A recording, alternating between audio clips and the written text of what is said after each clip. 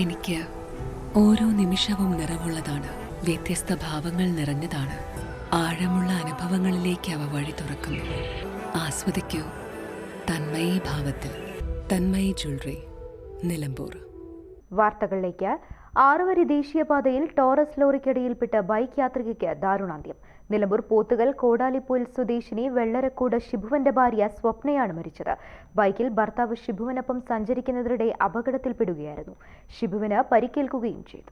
4 മാസമായി തേഞ്ഞിപ്പലത്ത് നൂൽപുട്ട് ബിസിനസ്സുമായി ബന്ധപ്പെട്ട് ഷിബുവും കുടുംബവും ജോലി ചെയ്തു വരികയായിരുന്നു. തേഞ്ഞിപ്പലം കോഹിനൂറിലെ ക്രിസ്ത്യൻ പള്ളിക്ക് സമീപം ആറുവരിപ്പാതയിൽ ചൊവ്വാഴ്ച വൈകിട്ട് 3:00ഓടെയായിരുന്നു അപകടം. ദേശീയപാതയിൽ ഒരേ ദിശയിൽ സഞ്ചരിച്ച KNRCL കമ്പനിയുടെ ടോറസ് ലോറിയുടെ പിൻചക്രം കയറിയിറങ്ങിയ യുവതി തൽക്ഷണം മരിക്കുകയായിരുന്നു. മൃതദേഹം കോഴിക്കോട് മെഡിക്കൽ കോളേജ് ആശുപത്രി മോർച്ചറിയിൽ. പോസ്റ്റ്മോർട്ടത്തിന് ശേഷം ബുധനാഴ്ച ബന്ധുക്കൾക്ക് വിട്ടുനൽകും. പൂക്കോട്ടുംപാടം മണ്ണാത്തിപ്പൊയിൽ സ്വദേശി രാമന്റെ മകളാണ് സ്വപ്ന. മക്കൾ അഹല്യ, അശ്വിൻ എന്നിവരുമാണ്. News bureau, Edakkara.